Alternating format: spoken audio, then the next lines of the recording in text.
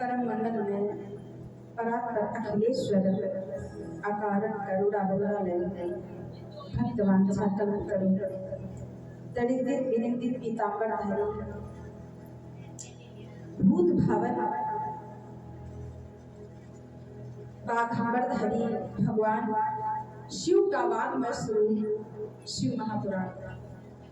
प्यारे प्रभु प्रेमियों, यहाँ उपस्थित भक्तिमती माताओं, बहनों, बाल वृद्ध सभी वैष्णवों के हृदय में विराजमान श्री राधा माधव राम जानकी शिव पार्वती के चरणों में प्रणाम करते हुए यहाँ हो रहे 9 दिवसीय शिव महापुराण सप्ताह यानी के हम लोग आज 7वें दिवस में प्रवेश करेंगे।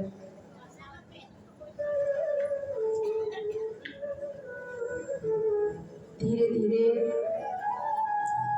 विराम की बेला आ रही है। आज कथा का हम लोग दर्शन करेंगे। कल कथा सूक्ष्म होगी थोड़ी देर, फिर हवन आदि का कार्य भी संपन्न होगा। व्यास पूजन का आयोजन रखा जाएगा। बहुत आवश्यक नहीं है, लेकिन जिन माताओं बहनों को ऐसा लगता है कि हमने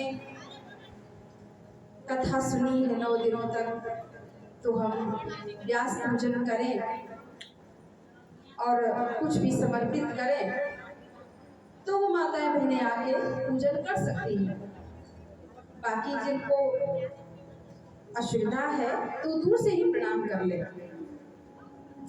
कोई विशेष बहुत आवश्यक नहीं है। उन लोगों के लिए है जिनके अंदर ऐसी श्रद्धा जगती है कि हम मंच पर जाएं और पूजन करें, तो आप लोग मंच पर आने की आप लोगों को कल अनुमति है, सभी लोग आ सकते हैं। और फिर अनुमति दीजिए हमें वृंदावन।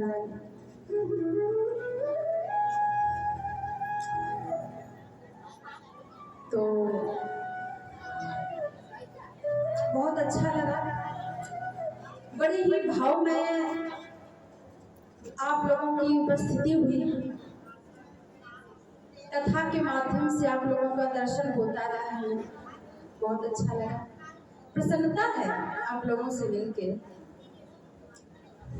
आप लोगों की भक्ति और जो भावनाएं हैं, श्रद्धा है, प्रभु के प्रति विश्वास है, वो देखने को मिला। और ये विश्वास सदा बना रहे। आप लोग बस मेरा एक निवेदन है, इस व्यास मंच पर बैठते हैं ना, तो आप लोग कोई भी ऐसी बात प्रयास करते हैं कि ना कहें जो आपको अप्रिय लगे, लेकिन आपके जो हित की बात होगी, जितना मैंने अल्प बुद्धि से गुरुजनों के चरणों में बैठकर सीखा है, शास्त्रों में अध्ययन किया है, प्रयास करते हैं कि वो सारी बातें आप लोगों के सामने प्रस्तुत करें जो जाना। क्योंकि सच ये है कि हम आप लोगों की रोटियां खाते हैं, ये वस्त्र भी हम आप ही लोगों के पहनते हैं, हमारा अपना कुछ नहीं है। समाज की रोटी खाते हैं, समाज का पहनते हैं, तो समाज के हित की बात भी करना चाहिए। प्रयास करते हैं कि समाज के हित की बात करें, जिसमें सबका कल्याण। जाने अनजाने में जो गलतियां होती हैं उससे हम सुधार करें। हम तो किसी योग्य नहीं, लेकिन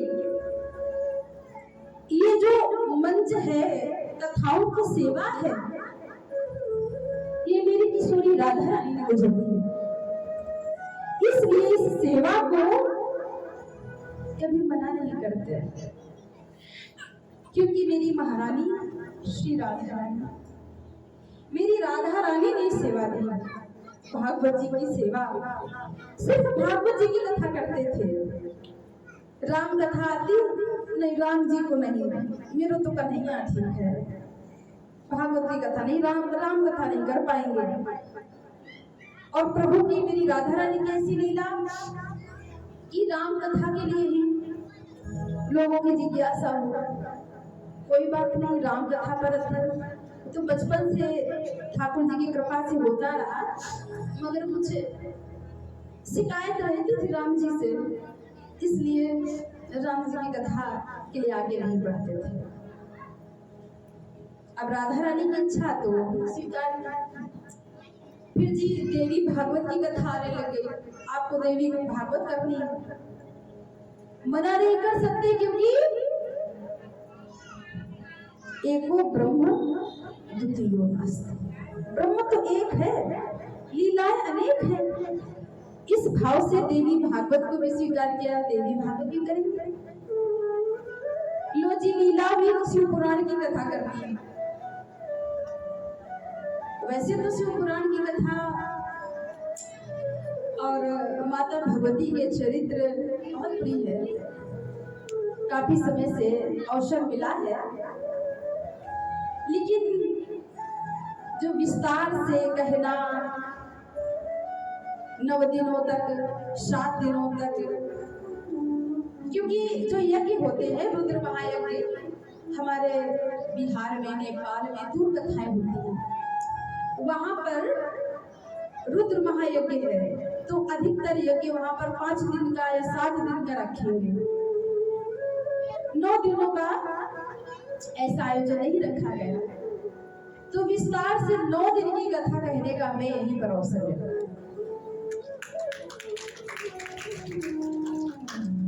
प्रभु की कृपा है।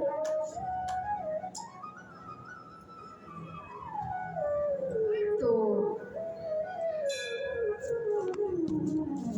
बिना मेरी राधा रानी के, जो मेरी राधा रानी का है, उनकी इच्छा के बिना कुछ नहीं, और जिसकी सर्वस्व ही राधा रानी है, सर्वस्व मेरी महारानी श्री राधा रानी। लोग क्या सोचते हैं कोई फर्क नहीं पड़ता, लेकिन मेरे युगल सरकार ही मेरे सब कुछ है। और इस व्यास मंच पर बैठकर प्रयास ही करते हैं कि जो लोगों के अंदर अज्ञान रूपी अंधकार है, कैसा अज्ञान? देवताओं में देवियों में भेद करना, राम कृष्ण में भेद करना, उस भेद को मिटाना ही अपना लक्ष्य है। जैसे कि अभी प्रश्न उठा मेरी किशोरी राधा रानी के लिए, राधा रानी के लिए जो प्रश्न उठाना, तो उसे आप लोगों को समझाए, मैं किसी का नाम नहीं लूंगी। जो लोग ऐसी बुद्धि रखते हैं, मेरी किशोरी राधा रानी में ठाकुर जी में भेद रखते हैं, उनके लिए किशोरी राधा रानी गोविंद का अपना ही स्वरूप है। दोनों एक है, दो देह देखने में है, एक है। जैसे आगे कथा आज हम लोग अर्धनारीश्वर की सुनेंगे, कहेंगे, वैसे ही मेरे ठाकुर जी का एक स्वरूप बिहारी जी में आप दर्शन करने जाए, वहां राधा रानी आपको दिखेगी? नहीं दिखती ना। आप राधा वल्लभ के दर्शन करने जाए, वहां पर भी राधा रानी नहीं है, सिर्फ अकेले खड़े, देखने में अकेले है महाराज। उनके स्वरूप को देखना, अर्धनारीश्वर का स्वरूप है, आधा उनका शरीर, आधा स्वरूप ठाकुर जी का है और आधा राधा रानी का। हाँ, राधा रमण नाम से ही समझ लो, जो राधा में रमण करते हो, राधा रमण उनका मिश्रण।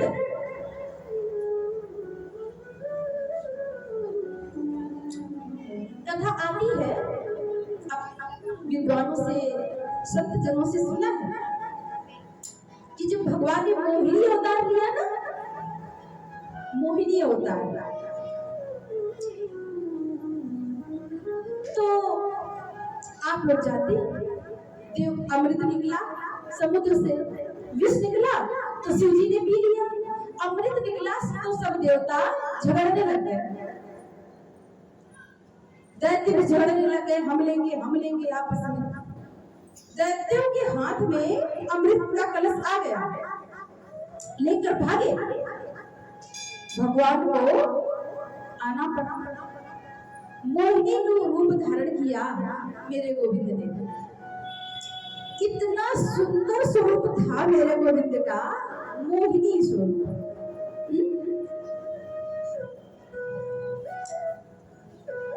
किस बड़े बड़े देवता देवी देवियां भी, राक्षस सब मोहित हो गए उनके स्वरूप पर, अपनी अपनी भावनाएं रखने लगे इनकी स्वरूप पर है। सब कोई भावना रखता है, कोई कुछ भावना रखता है, लेकिन सूर्य नारायण थे वहां पर। तो सूर्य नारायण जी ने जब भगवान के उस स्वरूप को देखा तो उनके अंदर एक जिज्ञासा हुई, मैया थोड़ा जल्दी कर लिया करो, कथा सुनना महत्वपूर्ण है, ये सब करना तो आप बाद में भी कर लेना, ये बहुत ही गूढ़ बातें हैं, आपको सबको समझना चाहिए। तो सूर्य नारायण खड़े थे, सूर्य नारायण के मन में भगवान को देखकर एक जिज्ञासा हुई, क्या कि काश ये मेरी पुत्री होती, ये मेरी पुत्री होती तो इनको अपने हम गोदी में खिलाते, मेरे आंगन में डोलती है, खेलती और पुत्री बना के अपने अपने गोदी में रखते, मेरे घर में रहती, इनकी सेवा करते। और भगवान तो सबकी, भगवान अंतर्यामी है, सबके हृदय की जानते, तथास्तु कह दिया आएंगे। वही सूर्य नारायण बरसाने में वृषभानु जी बन गया। अच्छा, भानु माने क्या होता है? सूर्य, भानु माने सूर्य। वृषभानु जी सूर्य का ही स्वरूप है। उनके घर में तपस्या की उन्होंने कि मेरे यहाँ किशोरी जी आए, तपस्या की तो एक कमल के पुष्प पर एक सरोवर में इनको मिली, घर पे लाए, लालन पालन किया। श्री राधा रानी ने नेत्र नहीं खोले थे, नेत्र नहीं खोले। अब तो वृषभानु जी बड़े चिंतित थे, क्या करें, लाली तो हो गई, बड़ी सुंदर है, लेकिन नेत्र नहीं खोलती। नारद जी आए और नारद जी ने कहा, देखे अब तो खूब बधाई भी दी वृषभानु जी को और कहा तुम ना अपनी लाली का दर्शन कराओ। बोले हाँ लाली तो है, किंतु आंखें नहीं खोली अभी तक। बहुत चिंतित है महाराज। नारद जी बोले हम दर्शन करके आए। हाँ हाँ बिल्कुल। और जहाँ लाली पालने में झूल रही थी किशोरी राधा रानी, नारद जी गए, देख के प्रणाम किया। अब कान में जैसे ही ठाकुर जी का नाम लिया ना, ठाकुर जी का नाम लिया, वैसे किशोरी राधा रानी उठ के बैठ गई और खिलखिल हंसने लगे, नेत्र भी खोल दिए। ये लीलाएं।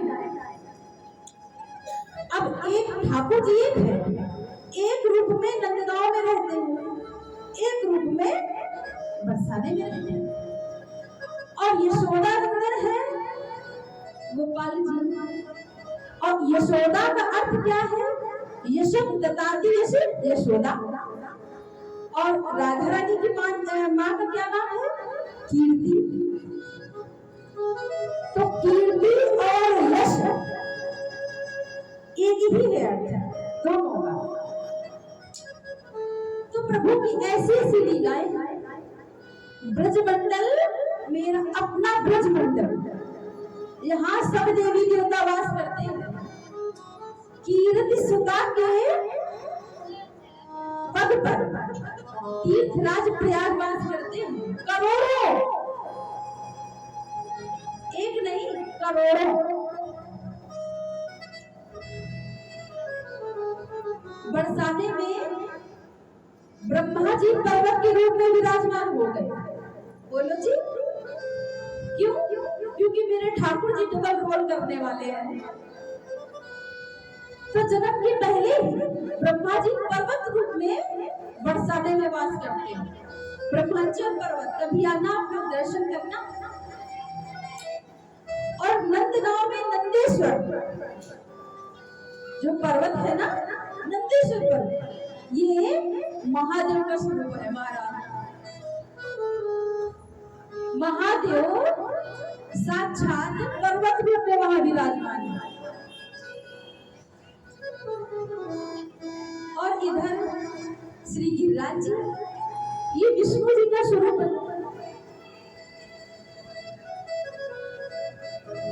ब्रह्मा विष्णु महेश जहाँ वास करते हैं।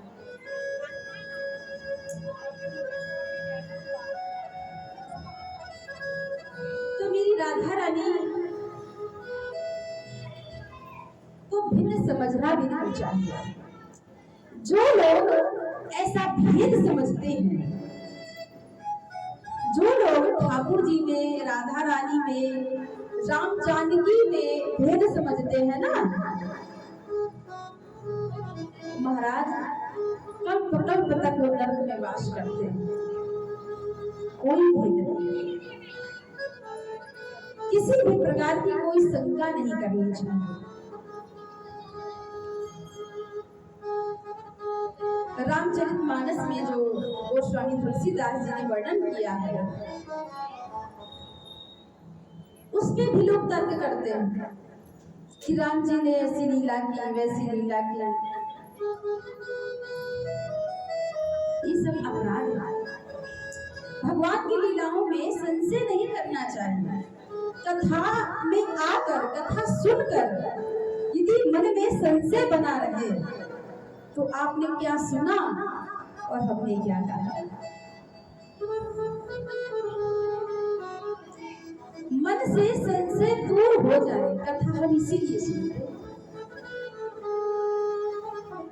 महाराज औरों के यहाँ तो एक है ब्रह्म, एक भगवान है, एक पोथियों सिर को दबा दो।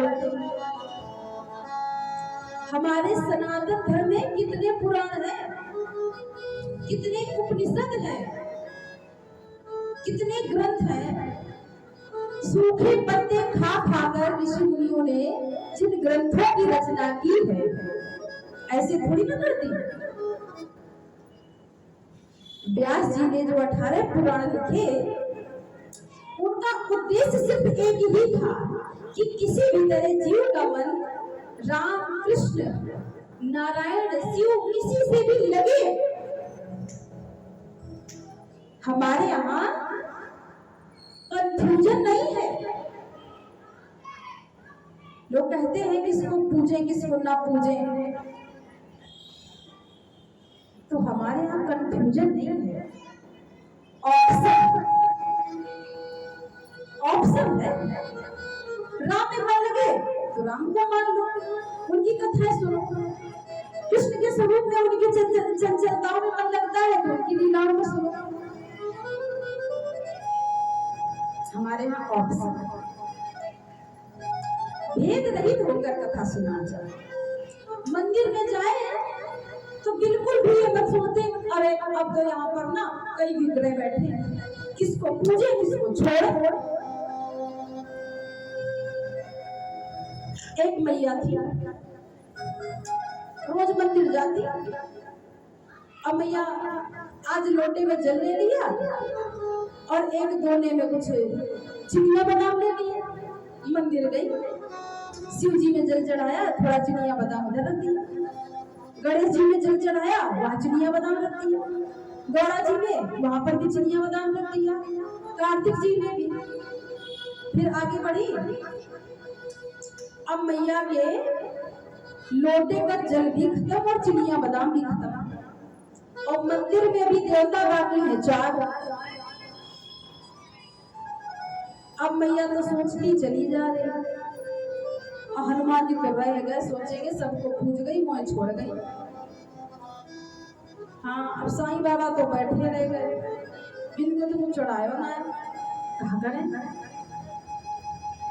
ऐसो ना हो वैसो ना हो, सोचती चली जा रही मैया।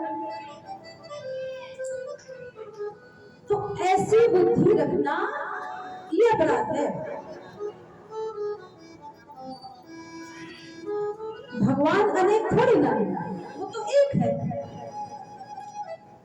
एक में जल चढ़ा दो, होगी।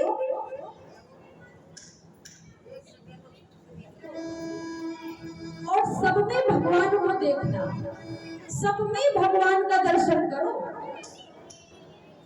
हम में राम, तुम में राम, सब में राम समाया, और सबसे कर लो प्रेम, यहाँ कोई नहीं पराया, कोई पराया नहीं, सब जीवों में भी भगवान का दर्शन करो।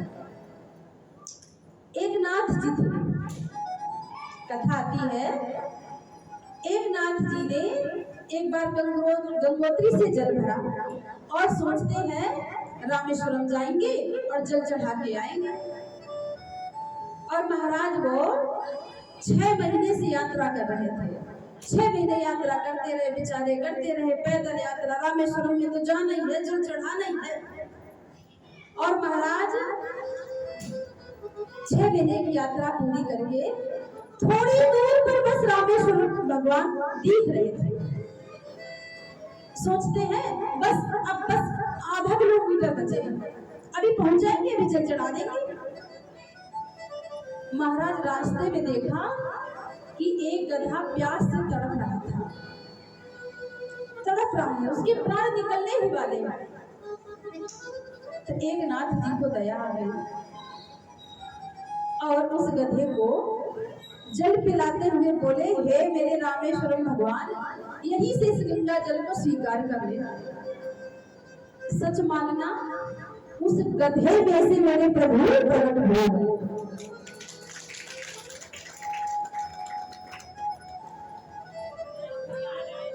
उस गधे में से रामेश्वर प्रकट हो गए, दर्शन दिए और कहा, एक नाथ, तुमने मुझे इस रूप में भी पहचान लिया। एक नाथ चरणों में गिर गए और कहा, प्रभु आप कहाँ नहीं, सब में तो आप हैं। जब सब में आप हैं तो इस गधे में सब में भगवान है। अब महाराज हम घर में पूजा कर रहे हैं, पूजा कर रहे हैं, और महाराज नियम है 1 घंटा पूजा करके तभी कोई काम करेंगे। आप तो बस पूजा कर रहे हैं, ओम जय जगदीश हरे, और इधर पति जी को लेट हो रहा है ऑफिस के लिए, आप तो लगी अगरबत्ती घुमाने में, और वो बोलते टिफिन तैयार करो, बच्चे बोल रहे अरे हमें स्कूल के लिए देर हो रही है, अरे रुक जाओ अभी मेरी पूजा बाकी है। लो जी, अब वो सब भूखे चले गए, तुम्हारी पूजा सार्थक है। पहले पति का टिफिन तैयार करो, बच्चों का टिफिन तैयार करो, और प्रभु से कह दो, प्रभु जो सेवा दी है ना पहले इसे कर दो, बाद में आपकी सेवा करेंगे। आराम से सफाई करेंगे, बस सेवा में बैठ जाओ। सच मानना, प्रभु की सेवा मान के यदि आप सेवा करोगे तो आपकी गृहस्थ आश्रम में सेवा बाधा नहीं बनेगी, बाधा नहीं बनेगी। अपना मान के करोगे तो बाधा बन जाएगी।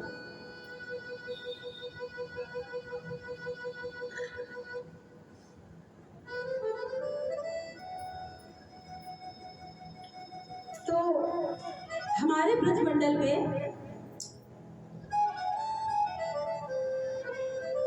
भगवान शंकर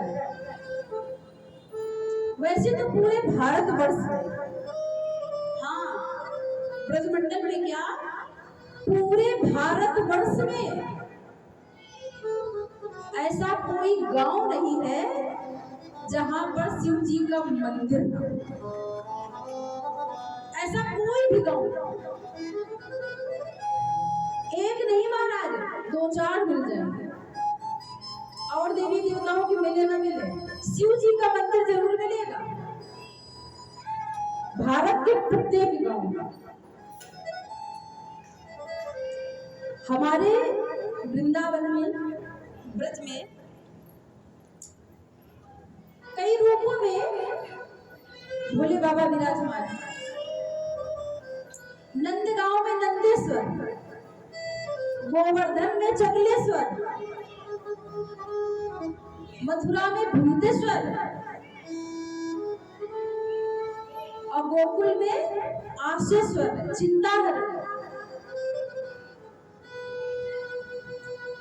जब मेरे गोपाल जी कोई सुंदर सुंदर लीला करते ना, तो उस लीला का दर्शन करते आते। हाँ, कभी कोई रूप बना के, कभी कोई रूप बना के दर्शन करने आते, आनंदित होते, आह्लादित होते। और वृंदावन में तो एक अनोखा ही रूप है मेरे बाबा का। कौन सा? गोपीश्वर महादेव। कोतवाल है ब्रजमंडल के। हाँ, वृंदावन में आए तो गोपीश्वर महादेव का दर्शन अवश्य करें। कोतवाल है तो गोपी भाव में रहते हैं गोपीश्वर।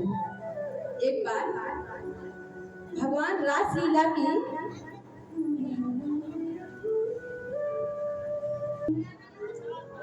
ठाकुर जी ने रासलीला की है वृंदावन में।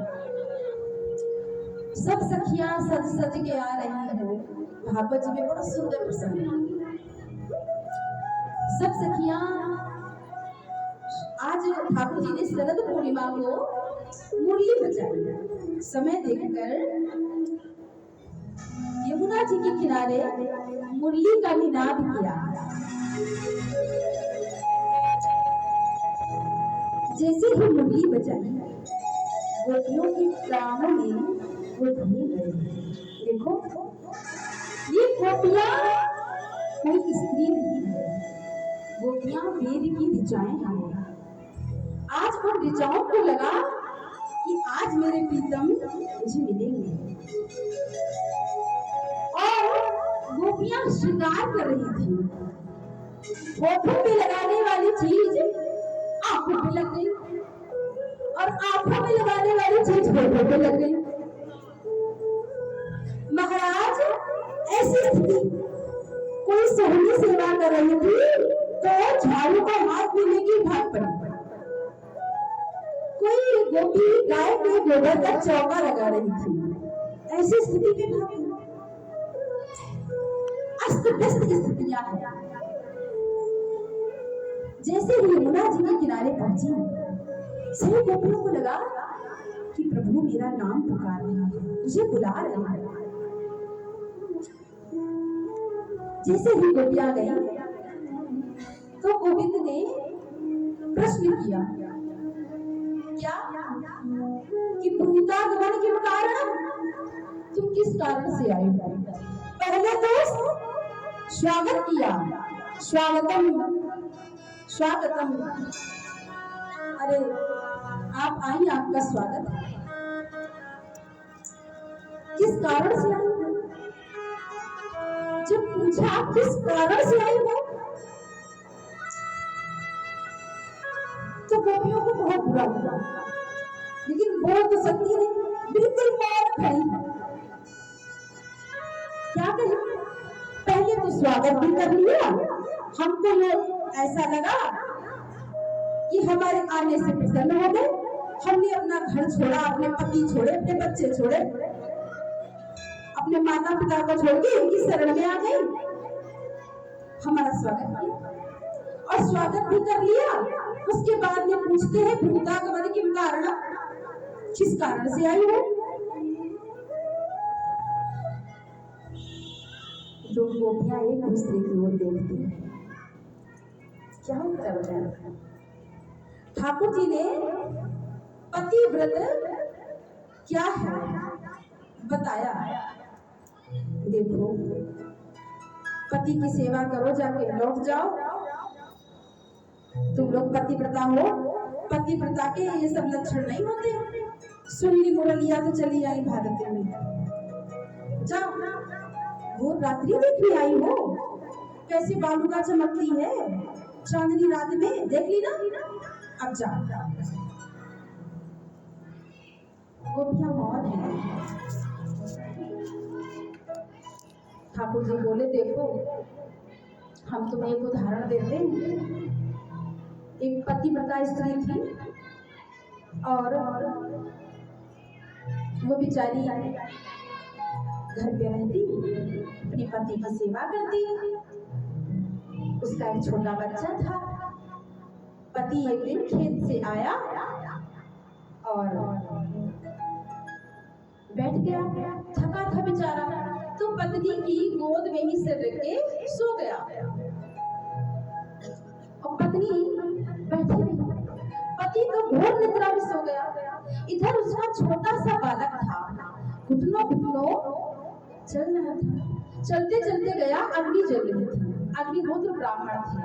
जो अग्निहोत्र ब्राह्मण होते हैं उनके यहाँ 24 घंटे अग्नि जलती रहती है। वो बच्चा खेलते खेलते गया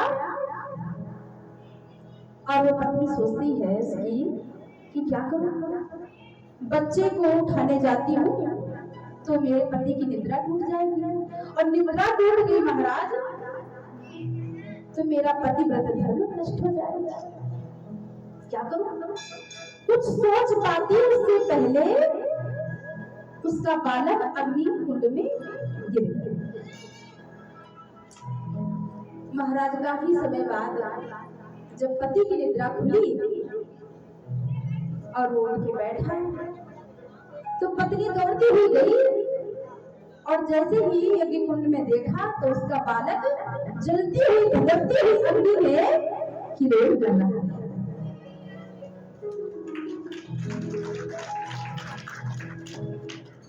जरा ठीक से बजाओ ना।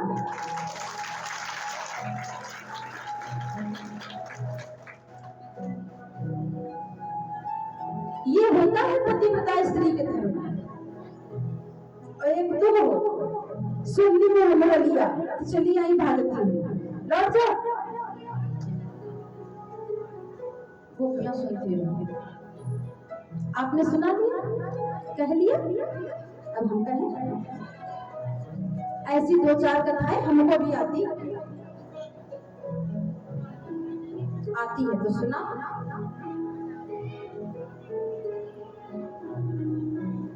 गोपियों ने कहा, देखो एक पतिव्रता स्त्री थी, उसका पति और वो दोनों बड़े प्रेम से रहते थे। एक बार पति को व्यापार से बाहर जाना पड़ा। वो पति की इनकी सेवा करती थी रोज। पति ने कहा, देवी मुझे बाहर जाना है, तो उसने अपने जैसी एक मूर्ति लाकर उसको दे दी और कहा, देवी तुम इसकी रोज सेवा करना।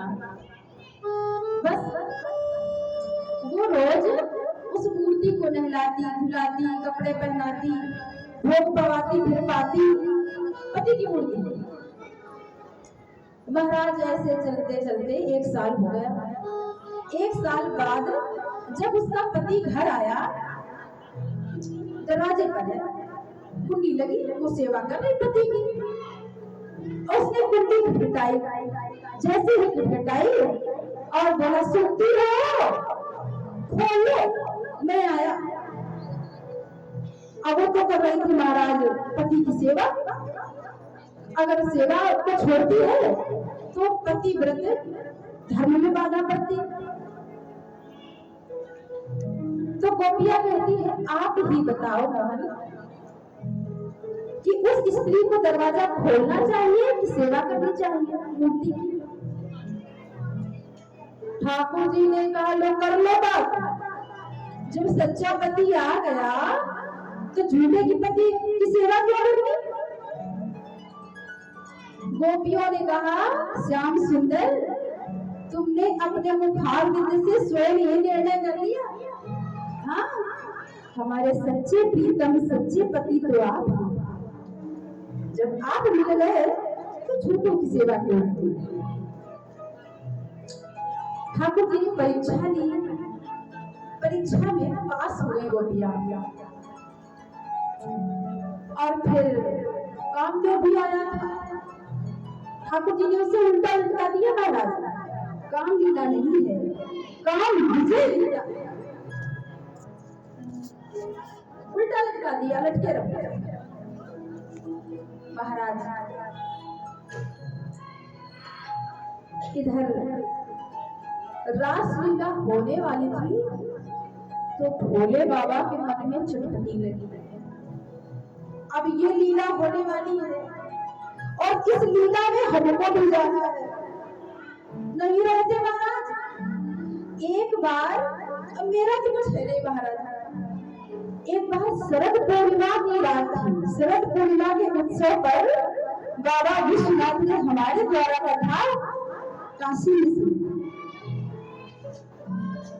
और वहां पर भी भक्तों की जिज्ञासा कि हम रासलीला का प्रसन्न खुशी दिन रखेंगे, और रासलीला बड़े धूमधाम से, जो भी बच्चों का माताओं का भाव था, खूब आनंद लिया।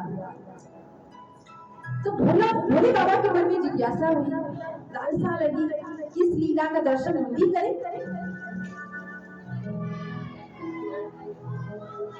अब गौरा जी से बोले कि हमको ना ब्रजमंडल जाना है। माता पार्वती श्रृंगार कर रही है, अब सच समझ के जाएंगी रासलीला में। जैसे ही श्रृंगार कर रही थी, बोले बाबा करे, बोले मुझके भी तुम श्रृंगार कर दो, मेरा भी श्रृंगार करो, मुझको भी रासलीला में जाना है। माता पार्वती ने कहा, देखो वहां पर पुरुष का प्रवेश वर्जित है, सिर्फ स्त्रियां ही जा रही हैं। आप कैसे जाओगे? और आपका श्रृंगार तो अलग ही रहता है महाराज। नहीं नहीं, तुम वो अपना वाला श्रृंगार कर दो मेरा। अच्छा, कैसा? महाराज में प्रवेश करते हैं गौरा जी के साथ। जैसे ही पार्वती तो प्रवेश कर गई और बाबा एंट्री करने लगे, तो ललिता और विशाखा ने पकड़ लिया। आपका परिचय? आप तो गोपी नहीं है। बाबा ने कहा, जाने दो ना, महाराज में जाना है। ललिता विशाखा राधा रानी की अष्ट सखियों में प्रमुख है, क्या छुपा रह सकता? तो आपको भी महाराज में प्रवेश करना है, किंतु यहाँ तो कोई दूसरा पुरुष जा ही नहीं सकता। फिर क्या करना होगा? मेरे साथ चलो। और जैसे ही महाराज प्रेम सरोवर में डुबोता लगाया बाबा ने, तो नथुनिया वाले बाबा बन गए, नथुनिया वाली गोपी बन गए। हाँ, बड़ी गोपीश्वर महादेव की जय। और फिर गोपीश्वर, गोपी भाव में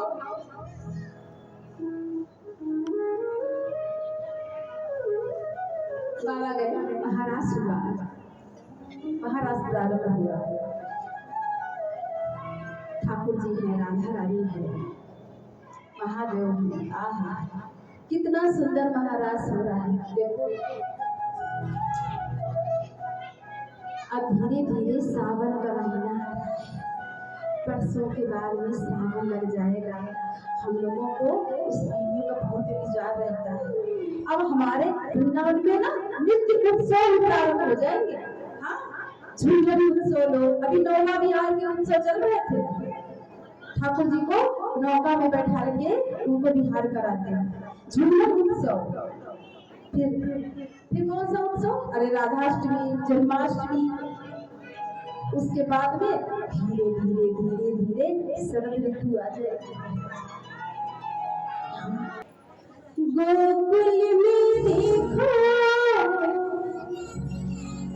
वृंदावन में देखो, मुरली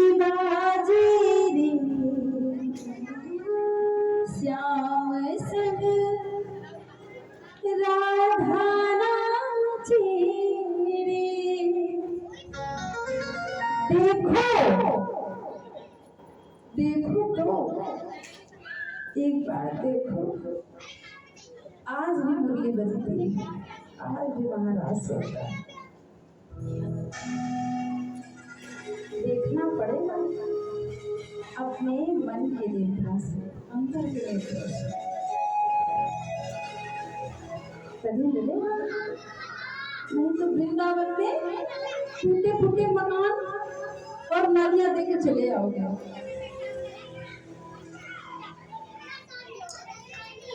हाँ,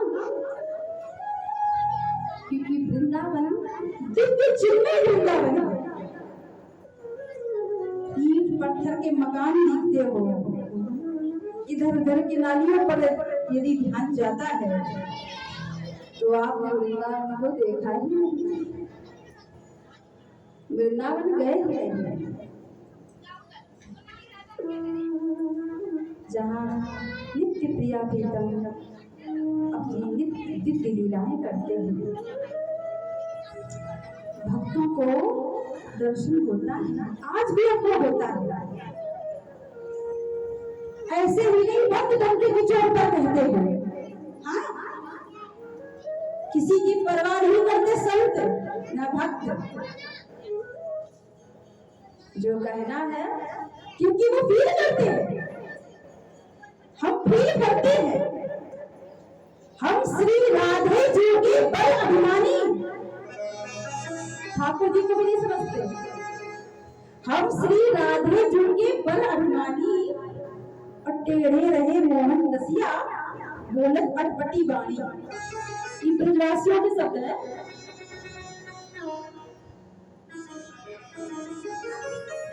कि हम तो राधा रानी के बल पर बल करते हैं। ठाकुर जी भी यदि ब्रजमंडल के बाहर आके कहे भक्तों से, देखो देखो हम आ गए, हमारा दर्शन कर लो, तो ब्रजवासी यूं कहे तो तू बाहर खड़े हो जाना, तो कुछ गर्ज पड़े तो ब्रजमंडल में आके दर्शन दे। हम तो ब्रजमंडल के बाहर न जाएं राधा रानी को छोड़ के।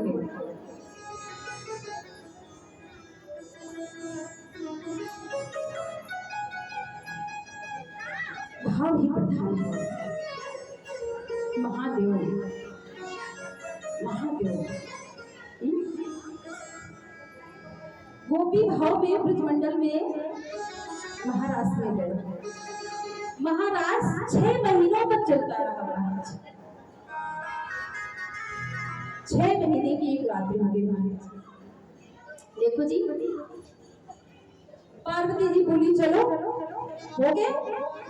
भोले बाबा बोले अब हमको नहीं जाना, अब नहीं जाना, अब तो अपन यही प्रवास करेंगे। लेकिन पार्वती जी कहती हम आपको लेके जाएंगे। भोले बाबा कहते नहीं, हम नहीं जाएंगे, इस भाव में तो हम यहीं रहेंगे। गोपी भाव में तो अपन को वृंदावन में रहना है। तो आप कभी वृंदावन आए, गोपीश्वर महादेव जी के दर्शन करें। तो दुनिया का ऐसा विचित्र मंदिर है जहाँ माता पार्वती मंदिर के बाहर बैठी है। वो कहती है हम आपको लेके जाएंगी, महादेव कहते हैं हम जाएंगे नहीं। इस भाव से तो नहीं रहे। अकेले आप जी अंदर विराजमान है, माता पार्वती मंदिर के बाहर विराजमान है। बाबा का आज भी शाम के समय गोपी श्लोक धराया जाता है, गोपी का श्रृंगार किया जाता है, लहंगा प्रिया 16 श्रृंगार कराया जाएगा बाबा का। ऐसी दिव्य झांकी आपको विश्व में कहीं नहीं मिलेगी। हाँ? और फिर महाराष्ट्र, ये लीला कहने का तात्पर्य था कि हमारे भोले बाबा कितने कृपालु हैं, कितना प्रेम करते हैं ठाकुर जी से, कि वो कोई भी रूप धारण करने के लिए तैयार हो जाते हैं। और वो राम कथा कृष्ण कथा बहुत प्रिय है।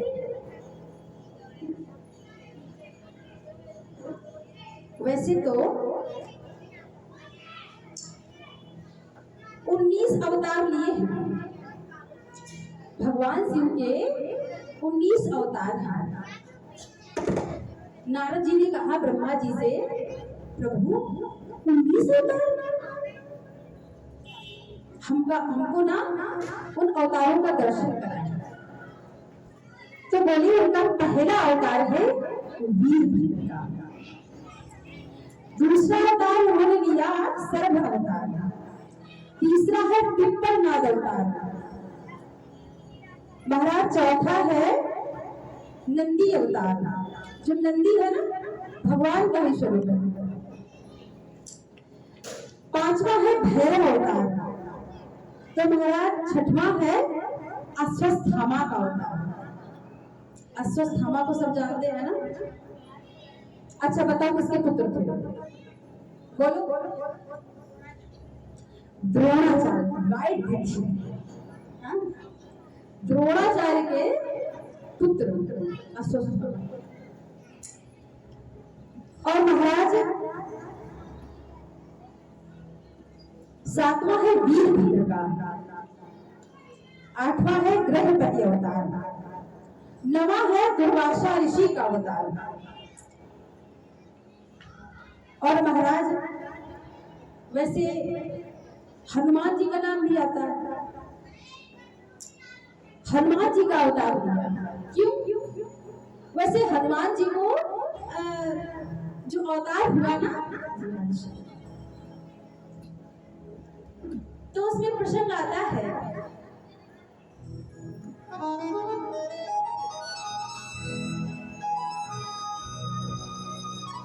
कि शिव जी ने सोचा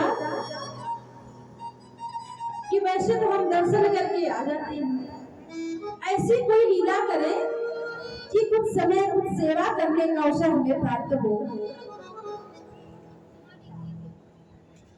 तो इस भाव से शिव जी ने, भगवान शंकर ने हनुमान जी का रूप धारण किया है।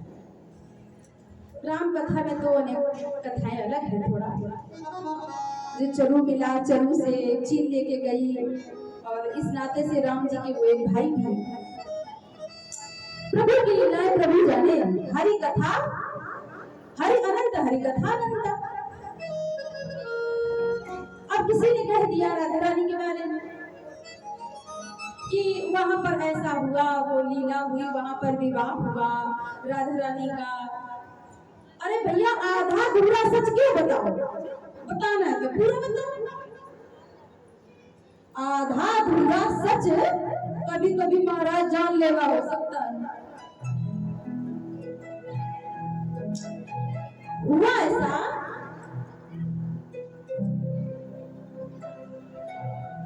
ये सब आज आप लोगों को जानकारी के लिए सब बता रहे हैं, कथा तो अभी बहुत बाकी है। हाँ, जो संशय फैल जाता है ना किसी के माध्यम से, उसको दूर करना बहुत जरूरी, नितांत आवश्यक है।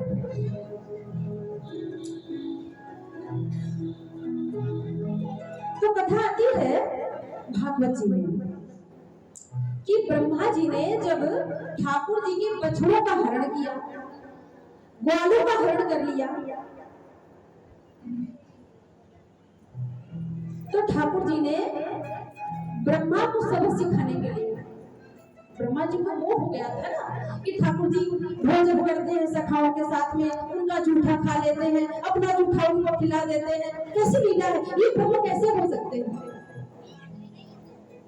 तो परीक्षा लेने के लिए ठाकुर जी के सखाओं का हरण कर लिया, बछड़ों का भी हरण कर लिया।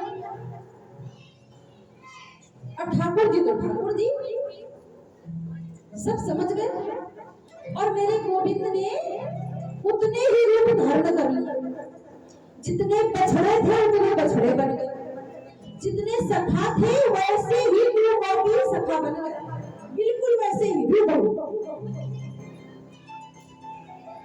सखा बन गए। और पूर्णमासी पुरोहितानी थी, पंडितानी, तो वो तो सब जानती ठाकुर जी की लीला। उन्होंने पूरे ब्रजमंडल में शोर मचा दिया कि भैया जिसको भी अपनी लालियों का विवाह करना है वो अभी अभी कर दो, नहीं तो 12 सालों तक कोई योग नहीं है। अब ब्रजवासियों ने सोचा 12 साल तक तो लाली बहुत बड़ी हो जाएगी, तो अभी कर देते। तो उस समय छोटी छोटी लालियां और सखा छोटे छोटे। आजकल सखा के रूप में तो मेरे गोविंद ही है, सखा तो ब्रह्मलोक में। हाँ, मूर्छित पड़े। उसी समय ठाकुर जी ने भी रूप लिया था। इसमें अगर ये कह दे कि तो ज्यादा संशय नहीं करना चाहिए कि ऐन घोष का रूप ले लिए, उनके साथ में राधा रानी का विवाह हो गया, तो कौन सी बड़ी बात है। जब इतने सखाओं का रूप धारण कर सकते हैं तो क्या किसी ग्वाले का रूप धारण नहीं कर सकते। स्वतंत्र गति ईश्वर की गति स्वतंत्र है। ब्रजमंडल की सभी गोपियों का विवाह छोटे छोटे सखाओं के साथ में हो गया। तो जितनी गोपियां थी उनके सबके पति कौन है, कृष्णचंद्र जी महाराज। और महाराज हुआ तो किसी पर पुरुष के साथ में नहीं हुआ।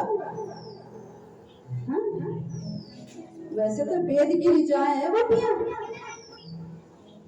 तो महाराज मेरे कहने का सिर्फ निवेदन इतना है, ये कोई एक कल्प तो है ना, कितने कल्प बीत गए।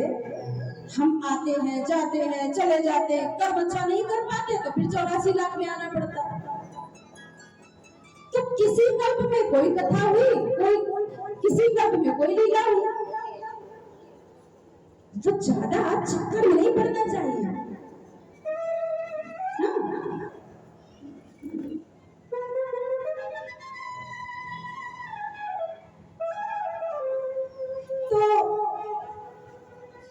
प्रभु की लीला है, ज्यादा संशय नहीं रखना चाहिए। और कभी कभी महाराज ऐसा होता है कि शास्त्रों में भी कोई बात लिखी है तो हमारे ऋषि मुनियों ने आदेश नहीं दिया है कि आप समाज में उन बातों को रखें। हाँ, कुछ ऐसी भी लीलाएं हैं जो महापुरुषों ने संतों ने आदेश नहीं किया है कि आप समाज में अपने समझने के लिए तक तो ठीक है, लेकिन आप कलयुग में लोगों के सामने ऐसी बातें रखेंगे, 1 मिनट लगता है महाराज बुद्धि घूमने में। हाँ, क्योंकि आहार शुद्ध रहा नहीं तो विचार कैसे शुद्ध बनेंगे। तो इसलिए जो भी परोसा जाए शुद्ध परोसा जाए, नहीं तो न बोला जाए।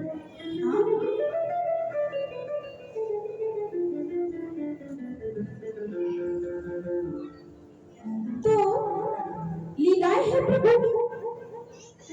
जब वहां पर ये निषेध कर दिया गया कि इस बात को गुप्त ही रखा गया, तो गुप्त कर दो महाराज, फिर ओपन काहे को करते हो समाज में।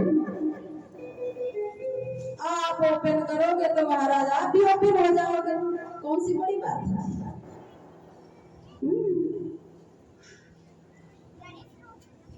तो मेरी किशोरी राधा रानी ठाकुर जी की लीलाओं में बिल्कुल भी संशय नहीं करना चाहिए, क्योंकि वो सबका सरताज है। हाँ, सबका सरताज है। छोटे छोटे बच्चों से पूछो तुम्हारा यार कौन है, कन्हैया। मैया से पूछो, मैया भी अपने बच्चों को, ऐसी कोई भी मैया नहीं है जिसने अपने बच्चे को बचपन में कन्हैया या कान्हा कह के न पुकारा हो। भारत में जितनी भी माताएं हैं एक बार तो अपने बच्चे को कन्हैया या कान्हा या लाला कह के पुकारती हैं।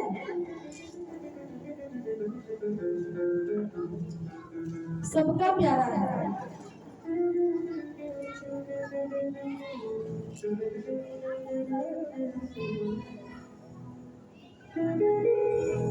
चोरों से पूछो, चोरों से पूछो तुम चोरी काहे को करते हो? अरे कन्हैया ने भी तो चोरी की थी, हमने कर ली तो कौन सी बड़ी बात है, हमारा तो कन्हैया चोर है तो हम भी चोर बन गए। सब कोई अपने हृदय में उसे वास करता है, सबके हृदय में वास करता है, रमण करता है।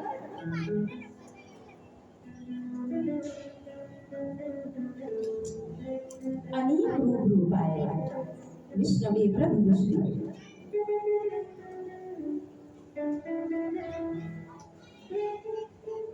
हम लोग हाँ, तो भगवान के अवतार हम लोग श्रवण कर रहे थे। कहा करूँ आज बार बार वृंदावन की याद आ रही है।